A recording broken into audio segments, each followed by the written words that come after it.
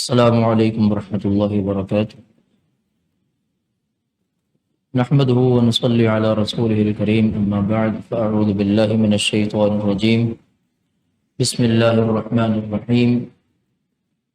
انما الصدقات للفقراء والمساکین والعاملین علیها والمؤلفة قلوبهم وفي الرقاب والغارمین وفي سبیل اللہ وابن السبیل فریضة من اللہ واللہ علیم حکیم۔ مصارف زکوٰۃ کے تعلق سے ہماری گفتگو جاری ہے۔ والعاملین علیہا پر ہم نے گفتگو کی تھی اور اس حوالے سے ٹیکس کا ذکر کیا تھا۔ ٹیکس کی وہ صورتیں جو کسی بھی حکومت کے لیے لینا جائز ہیں، وہ ضروریات ہیں جو حکومت اپنی عوام کو سہولیات فراہم کرتی ہے۔ مثال کے طور پر زمین ساری حکومت کی ہے، اس کی ملکیت ہے، وہ سڑک بنا کر دیتی ہے، اسی طریقے سے ہمارے لیے لائٹوں کا انتظام کرتی ہے، سہولیات کا انتظام کرتی ہے، ہمارے گھروں تک بجلی کا نظام پہنچانے کا ایک پورا سلسلہ ہے، اس کا اہتمام کرتی ہے، گیس پہنچانے کا انتظام کرتی ہے،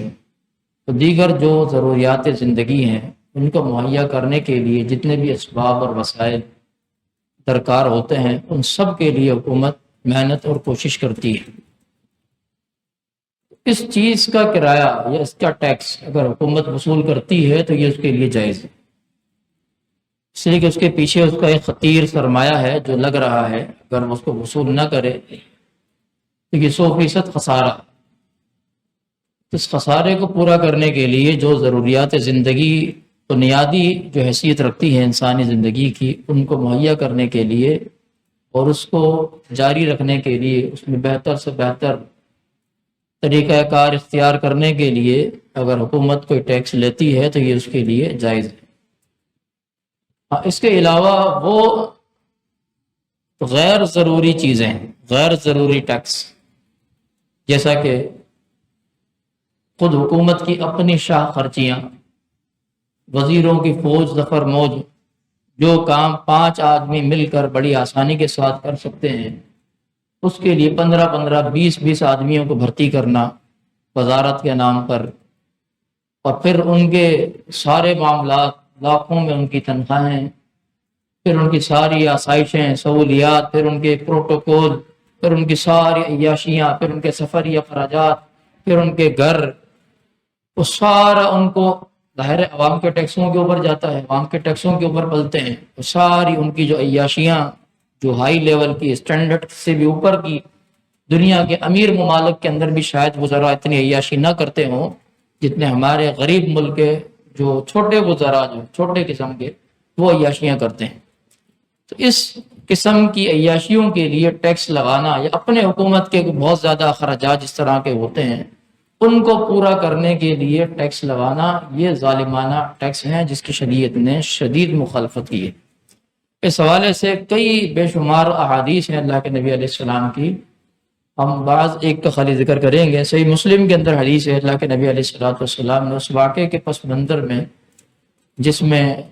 ایک صحابی سیدنا ماعز الاسلمی رضی اللہ تعالیٰ عنہ سے زنا جیسا عظیم گناہ سرزد ہوا، اور بعد میں انہیں اس بات کا شدید احساس ہوا، اور انہوں نے خود آ کر اللہ کے نبی علیہ السلام کے پاس باقاعدہ ضد کر کے آپ سے اپنے اوپر رجم کی حد لگوائی، جبکہ نبی علیہ السلام اس کو بار بار ٹال رہے تھے۔ اور وہ خاتون جن سے ماعز نے زنا کیا تھا اس کو بھی احساس گناہ پیدا ہوا، پھر اس نے بھی ماعز کے بعد اپنے اوپر اللہ کے نبی علیہ السلام سے زبردستی حد لگوائی اپنے آپ کو پاک کروانے کے لیے اس گناہ سے۔ تو ان کی توبہ کے تذکرے سے تعلق سے نبی علیہ السلام نے فرمایا، اس موقع پر جب اس عورت کو جو بعد میں سنسار کیا جا رہا تھا تو اس کے سر پر جب ایک پتھر لگا سنسار کرنے کے دوران، اور اس سے کچھ خون اٹھ کر جو ہے چھینٹے اڑ کر سیدنا خالد بن ولید رضی اللہ تعالیٰ عنہ کے کپڑوں پر لگے، تو اس وقت انہوں نے اس کو بڑی کراہیت کے ساتھ اس کا اظہار کیا کہ ناپاک عورت تھی، اس کے چھینٹے جو ہے میرے کپڑوں کے اوپر آ کے لگ گئے۔ تو نبی علیہ الصلوۃ والسلام نے اس بات کو سخت ناپسند فرمایا، ان کلمات کو آپ نے فرمایا مہلن یا خالد، خالد تم پر افسوس ہے، کیسی تم باتیں کرتے ہو. اس عورت نے ایسی توبہ کی ہے کہ اگر یہ توبہ ٹیکس لینے والا حکمران بھی کر لے تو اللہ تعالیٰ اس کی بھی مغفرت فرما دے. یعنی انداز اللہ کے نبی علیہ السلام کا بتاتا ہے، اور اس عورت کی جو توبہ کی جو قبولیت کا جو معیار بتاتا ہے. یہی احادیث مختلف، یہ تو صحیح مسلم کی حدیث کے الفاظ ہیں، صحیح بخاری کے اندر بھی حدیث موجود ہے، اور دیگر کتب حدیث میں حدیث موجود ہے جس میں مختلف الفاظ ہیں جو اللہ کے نبی علیہ السلام نے ذکر کیا. آپ نے فرمایا اگر 70 آدمیوں پر بھی یہ توبہ تقسیم کر دی جائے تو ان سب کی مغفرت کر دی جائے، ایسی اس نے توبہ کی. اور ایک روایت میں فرمایا کہ اگر ایک امت پر بھی یہ توبہ تقسیم کر دی جائے تو ساری امت بخشی جائے. یعنی توبہ کا معیار بتایا کہ اس عورت نے، اس آدمی نے کیسی توبہ کی.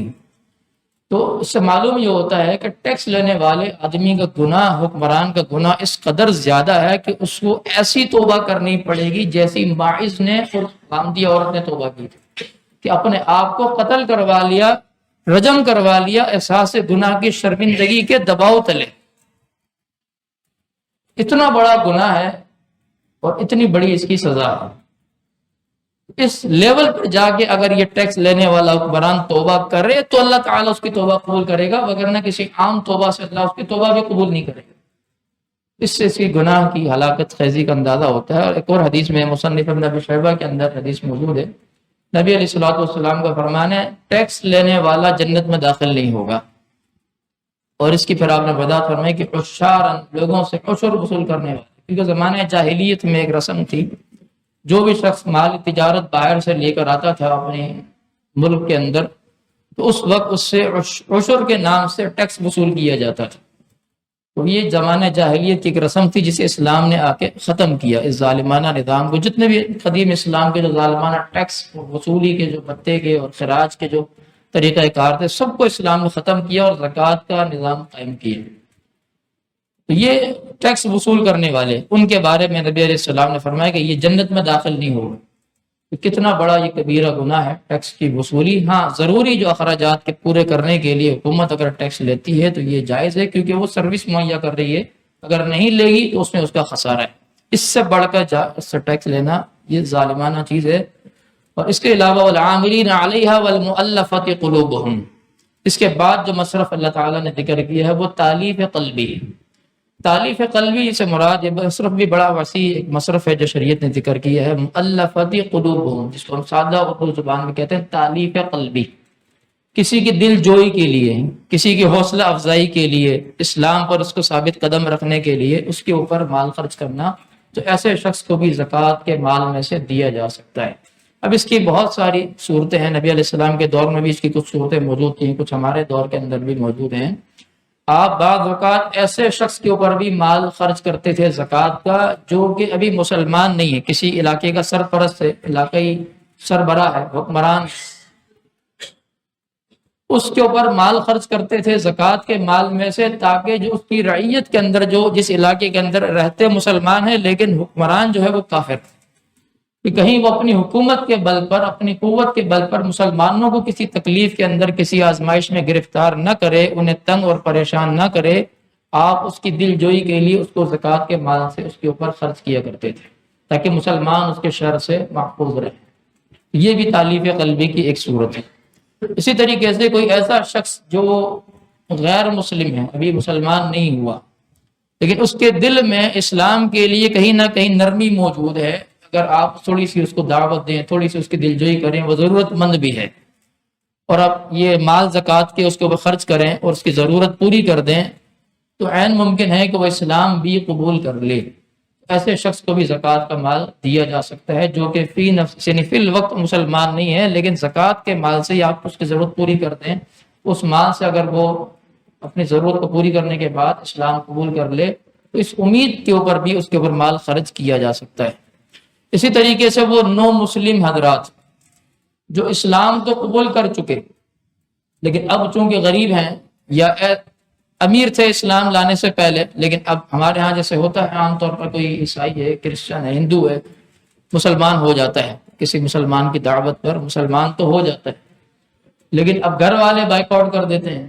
بے شک وہ اس سے پہلے امیر تھا، امیر گرانے سے تعلق رکھتا ہے، لیکن اب گھر والوں نے بائیک آؤٹ کر دیا، گھر سے نکال دیا، برادری جان کے دشمن پہ ہو گئی،